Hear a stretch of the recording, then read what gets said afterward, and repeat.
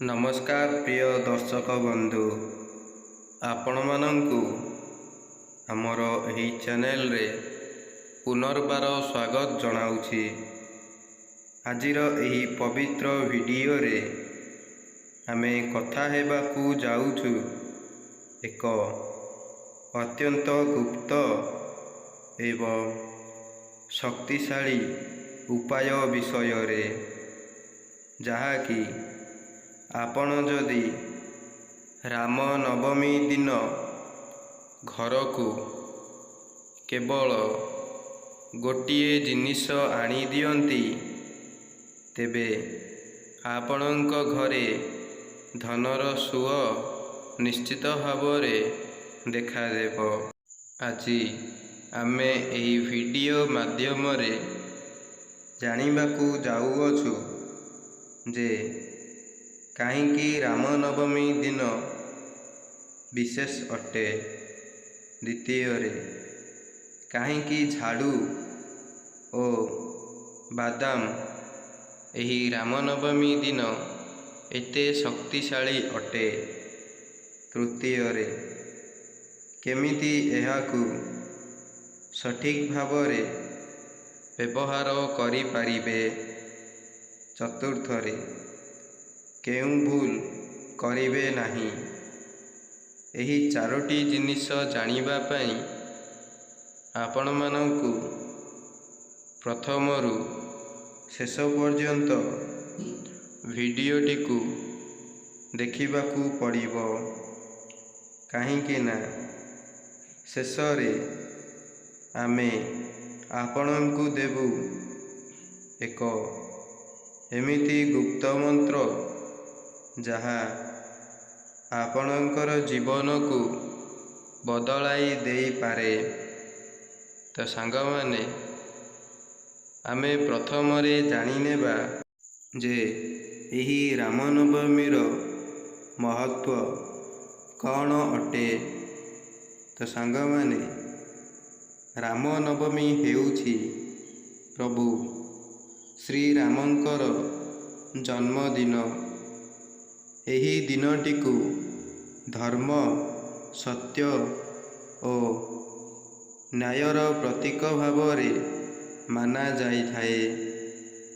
एही दिन रे घरे पूजा पाठ कले पाप नाश होई थाए एवं दान कले पुण्य मिले।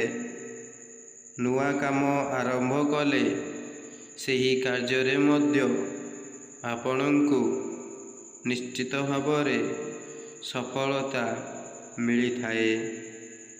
कुहा जाए एही दिन माँ लक्ष्मी मध्य घर को प्रवेश करि थांती एवं जेउठी सफा सुथा एवं शुभ काम हुए सेठी से बसी जाती। तो सांग माने एही रामनवमी दिन आपण झाड़ू किंबा एही बादाम मध्यरु एही दुईटी जिनिषरु आपण केवल गोटिए जिनिष घर को आनिबा द्वारा घरर उन्नति किपरि होई थाए चलंतु मु जणाई देबी। तो प्रथम रे आमे जानिबा जे एही रामनवमी दिन घर को झाड़ू आनिबा द्वारा कौन कौन होई थाए। तो सांग माने झाड़ू केवल एक साधारण वस्तु नुहे। हिंदू धर्म रे एहाकू माँ लक्ष्मींकर प्रतीक बोली माना जाए। जेउ घर सफा थाए सेठी निश्चित भावरे धन रही थाए। रामनवमी दिन झाड़ू किनिबा काहींकी शुभ अटे। काहींके ना यह घरर नेगेटिव शक्ति को ଦୂରରେ ରଖିଥାଏ। ଦରିଦ୍ରତାକୁ ଦୂର କରେ। ଘରକୁ ଧନର ପ୍ରବେଶ ମଧ୍ୟ କରାଇଥାଏ। କେମିତି ଝାଡ଼ୁ ଆଣିବେ? ସକାଳେ ସ୍ନାନ କରି ପରେ ନୂଆ ଝାଡ଼ି କିଣନ୍ତୁ। ଦ୍ୱିତୀୟରେ, ଘରକୁ ଆଣିବା ପରେ ଏହାକୁ ଲୁଚାଇ ରଖନ୍ତୁ ଏବଂ ସନ୍ଧ୍ୟାବେଳେ କିଛି ପୂଜାପାଠ କରନ୍ତୁ। ତ ଏହି ଝାଡ଼ୁକୁ ଆପଣ କିଭଳି ଭାବରେ ପୂଜାପାଠ କରିବେ? ପ୍ରଥମରେ ଝାଡ଼ୁ ଉପରେ ହଳଦୀ ଓ ଚନ୍ଦନ ଲଗାନ୍ତୁ। ଦ୍ୱିତୀୟରେ ଦୀପ ଜଳାନ୍ତୁ। ତୃତୀୟରେ ଲକ୍ଷ୍ମୀ ମାଙ୍କୁ ପ୍ରାର୍ଥନା କରନ୍ତୁ। କେବେ କେବେ ମଧ୍ୟ ଝାଡ଼ୁକୁ ପାଦରେ ଲଗାଇବା ଜମାରୁ ଉଚିତ ନୁହେଁ। ରାତିରେ ଝାଡ଼ୁ ମଧ୍ୟ ଦିଅନ୍ତୁ ନାହିଁ। ତ ସାଙ୍ଗମାନେ, ଏହା ଥିଲା ଝାଡ଼ୁର ରହସ୍ୟ। ତ ଚାଲନ୍ତୁ ଆମେ ଦ୍ୱିତୀୟ ପଏଣ୍ଟରେ ଜାଣିନେବା ଯେ ଏହି ରାମନବମୀ ଦିନ ଘରକୁ ବାଦାମ ଆଣିବା ଦ୍ୱାରା କ'ଣ କ'ଣ ସବୁ ସଫଳତା ମିଳିଥାଏ। ତ ସାଙ୍ଗମାନେ, ବାଦାମ କେବଳ ଗୋଟିଏ ଖାଦ୍ୟ ନୁହେଁ, ଏହା ଧନ ଓ ବୃଦ୍ଧିର ପ୍ରତୀକ ଅଟେ। ଆପଣମାନେ କାହିଁକି ବାଦାମ ଆଣିବେ? ବାଦାମ ମାନେ ଶକ୍ତି ଓ ସମୃଦ୍ଧି ଅଟେ। ଏହା ଘରକୁ ଧନ ଆକର୍ଷଣ କରିବାରେ ଲାଗିଯାଏ। ପଏଣ୍ଟ ନମ୍ବର 2, କେମିତି ଏହି ବାଦାମକୁ ବ୍ୟବହାର କରିବେ? ପ୍ରଥମତଃ 5ଟି ବାଦାମ ନିଅନ୍ତୁ। ଦ୍ୱିତୀୟରେ ଏହାକୁ ଲାଲ କପଡ଼ାରେ ବାନ୍ଧିକି ରଖନ୍ତୁ ଏବଂ ମା ଲକ୍ଷ୍ମୀଙ୍କ ଆଗରେ ସେହି ଲାଲ କପଡ଼ାରେ ବନ୍ଧା ହୋଇଥିବା 5ଟି ବାଦାମକୁ ଆଗରେ ରଖନ୍ତୁ। ତାପରେ ଏହାକୁ ଟଙ୍କା ରଖିବା ଜାଗାରେ ରଖିଦିଅନ୍ତୁ। ଧନ ବଢ଼ିବ, ଅର୍ଥ ଅଭାବ ମଧ୍ୟ ଦୂର ହୋଇଯିବ।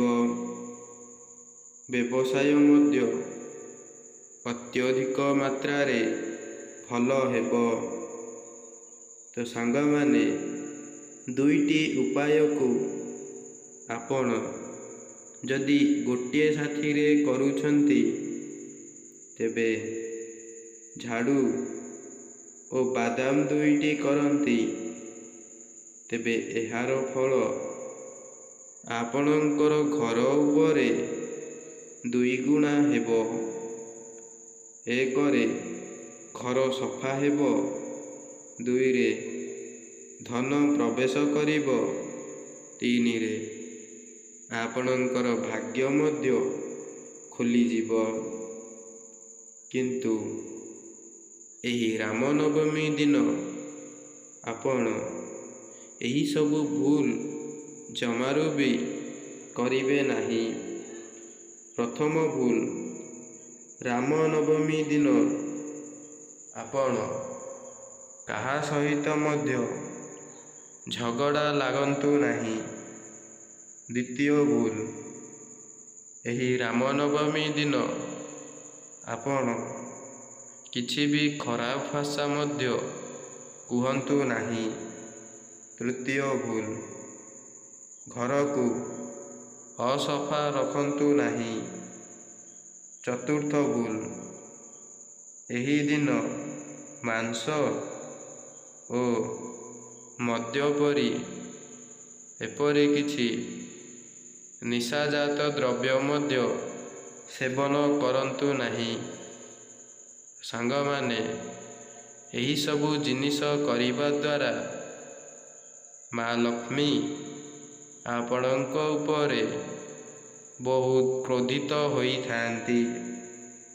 ତେଣୁକରି ରାମନବମୀ ଦିନ ଏହି ଭୁଲ ଜମାରୁ ମଧ୍ୟ କରନ୍ତୁ ନାହିଁ।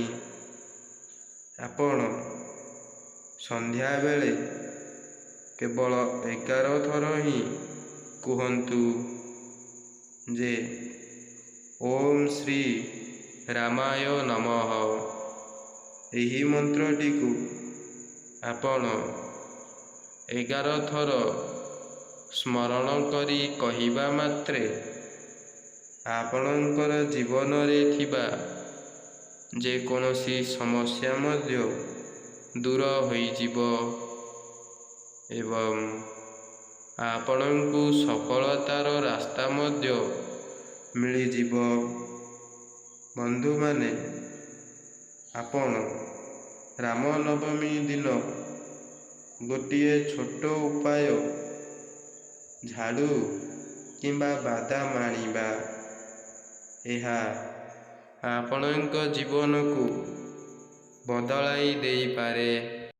ସାଙ୍ଗମାନେ, ଘରର ଏହି 5ଟି ଜାଗାରେ ଧନ ପ୍ରଚୁର ମାତ୍ରାରେ ଲୁଚିକି ରହିଥାଏ।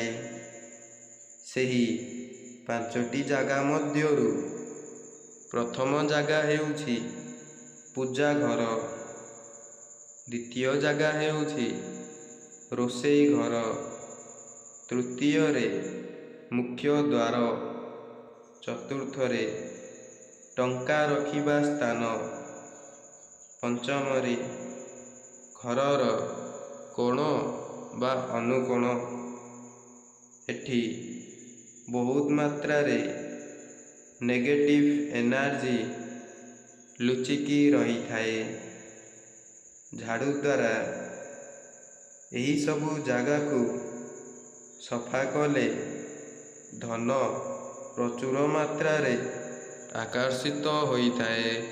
ତ ସାଙ୍ଗମାନେ, ଶେଷରେ କେବଳ ଗୋଟିଏ କଥା କହିବି, ଆପଣମାନେ ମନେ ରଖିବା ଉଚିତ ଅଟେ ଯେ ଆପଣ ଝାଡ଼ୁକୁ କେବଳ ସଫା ଜାଗାରେ ହିଁ ରଖିବେ ଆଉ ବାଦାମକୁ ଲକରରେ ହିଁ ରଖିବେ।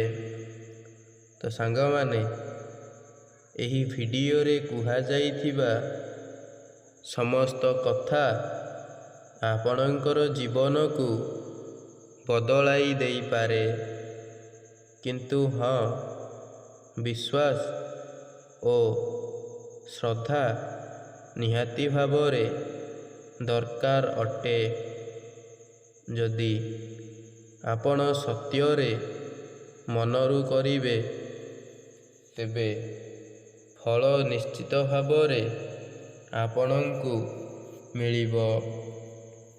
ଆପଣ ଏହି ଭିଡ଼ିଓ ଦେଖୁଛନ୍ତି ସତ, କିନ୍ତୁ ଏହା ହେଉଛି ଭଗବାନଙ୍କର ସଂକେତ ଯେ ଆପଣଙ୍କର ଭଲ ସମୟ ଆସୁଅଛି। ତ ସାଙ୍ଗମାନେ, ଆଜିର ଏହି ଭିଡ଼ିଓଟି ଦେଖି ସାରିଲା ପରେ ଆପଣଙ୍କୁ କେମିତି ଲାଗିଲା ମୋତେ ଜଣାଇବେ। ଆଉ ହଁ, ଏହି ପବିତ୍ର ରାମନବମୀ ଉପଲକ୍ଷେ ଆପଣ କମେଣ୍ଟରେ କେବଳ ଗୋଟିଏ କମେଣ୍ଟ କରିବେ ଯେ ଜୟ ଶ୍ରୀରାମ। ଏହି କମେଣ୍ଟଟି କରି ମୋତେ ଜଣାଇବେ। ଆଉ ମୋର ଏହି ଚ୍ୟାନେଲରେ ଏହିପରି କିଛି ଭିଡ଼ିଓ ଦେଖିବା ପାଇଁ ଏବେ ହିଁ ମୋର ଚ୍ୟାନେଲକୁ ଗୋଟିଏ ସବସ୍କ୍ରାଇବ୍ କରି ବେଲ୍ ଆଇକନ୍ ଉପରେ ପ୍ରେସ୍ କରି ରଖିଥିବେ, ଯାହାଫଳରେ ମୁଁ ଭିଡ଼ିଓ ଛାଡ଼ିବା ମାତ୍ରେ ଆପଣଙ୍କ ପାଖକୁ ନୋଟିଫିକେସନ୍ ଜରିଆରେ ସର୍ବପ୍ରଥମେ ପହଞ୍ଚି ପାରିବ। ତେବେ ସାଙ୍ଗମାନେ ରହିଲି, ଜୟ ଶ୍ରୀରାମ।